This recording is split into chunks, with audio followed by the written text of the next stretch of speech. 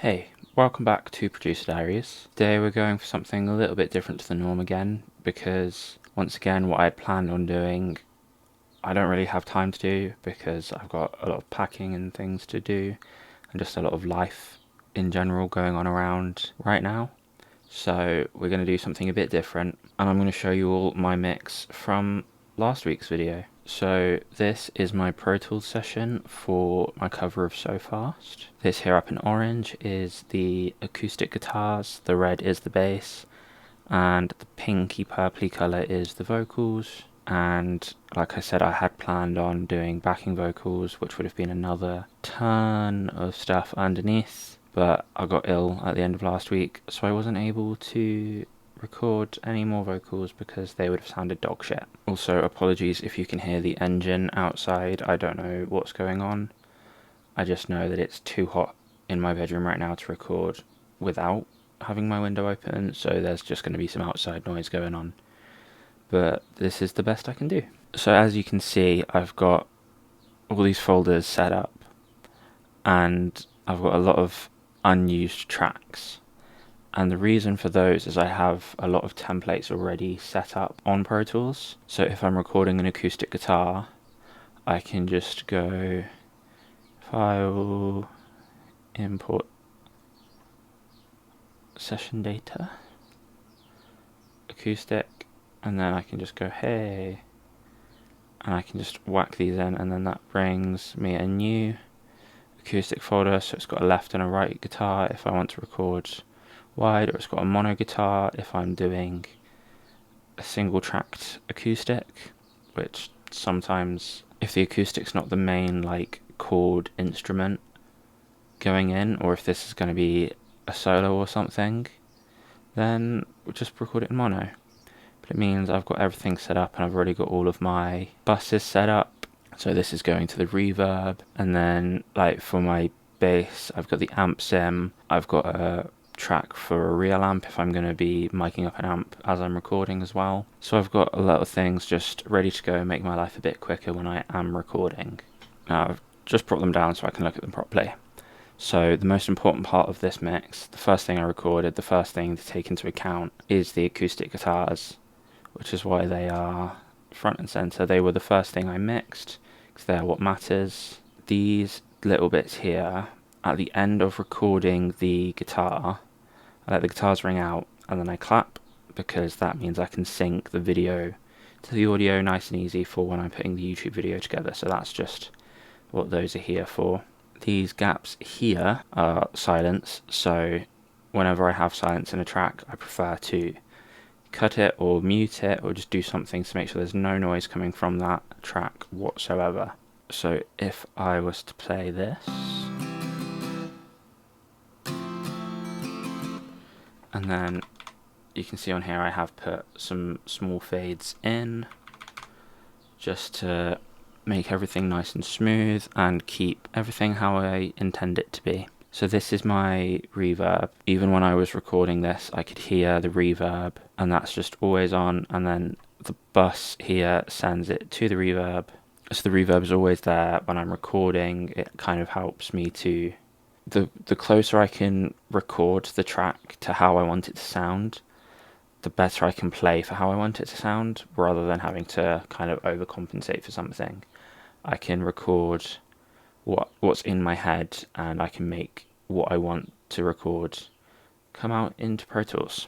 So that was on there when it was recorded. And then here's my EQ, which very simple, just got rid of all the sub and then a little boost around 200 hertz, just because that's where like the root note of all of the chords somewhat sits. So that's somewhere making the guitar sound a bit more full. And then because I was recording a treble size guitar, it's got a lot of high end to it when you're miking it up. For some reason, if you plug it in and record the DI, a lot of bass comes out when you DI it, but when you're recording it, because of the size, there is a lot of high end, so I just had to tame that a bit.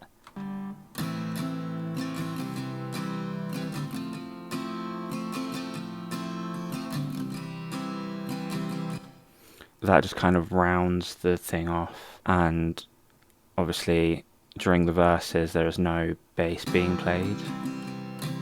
So I wanted the acoustic on its own to be able to hold all of the information, which is why there's that just little bump in the bass to bring out like the roots of the chords. So yeah, as there's no bass playing during the verses, this little notch just helps the acoustic to hold all of the tonal information on its own, and it kind of, you can keep the bass somewhat there while you're playing because you've got the root notes kind of accentuated, which is also how I tried to play. I'm not sure how good a job I did. Just like now, it was way too hot to keep recording, so I kind of got a take where I played everything good enough, and then opened the window and stuck my head out of it to try and cool myself down. So this is my compressor. It's the CLA76. I use it on pretty much everything. It's the compressor that I understand how to use the best. I can just get the sound that's in my head out of my speakers a lot easier using this than any of the other compressors I own. You can see from the waveform here, all of the acoustic strums, you get like a big transient from the initial like big strum of the chord. The sound kind of dies down quite quickly. So what I've done is the attack on the compressor, it's not super fast, it's not super slow, it's like right in the middle, but it's grabbing the transient of the strum, and then by having the release set quite quick, because on this one a higher number means faster attack and release, by having a faster release it's compressing the transient, but then it's allowing the actual ringing of the chord to still play uncompressed, or at least a lot less compressed, instead of having like you see here where you've got like big peak down, big peak down, big peak down.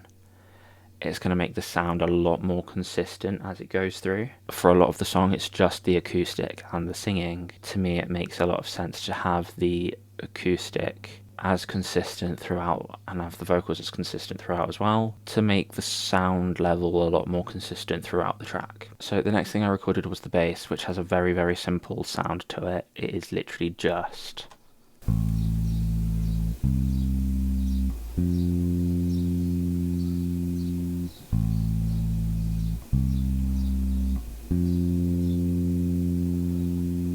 that's going to sound quite quiet. If we compare the output of the two compressors, so minus 19.7 on the acoustic, and then on the bass, minus 24.3. So that's more than 5 dB difference. And the point of this bass was just to kind of fill out some of the sonic information and kind of make the choruses feel a little bit bigger. And it wasn't to kind of have this bass line and control the song.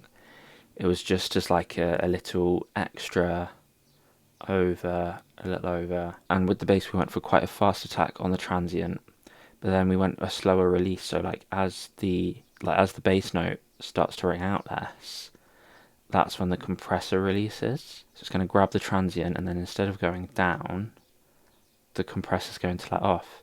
So it's almost going to go like straight across, and it's just going to keep everything a bit more consistent and just keep that little bit of extra energy in the track that it was there to do. Normally when I'm playing bass, I play my bass Daddy, which, long story, I'll tell you about Daddy another time. Normally I play Daddy, but Daddy is a very aggressive bass, and for this I was using my dad's Yamaha bass, which is a much softer, subtler sound and fit a lot better with the vibe of what I was trying to get across. And then finally we have the kind of most important part of any YouTube cover. We have the vocals. So you can see here currently it's muted. I made the mistake of melodyning the track kind of as is before I'd cleaned up all of the silences. So instead of being able to just cut silences, I have automated the mute on the track so that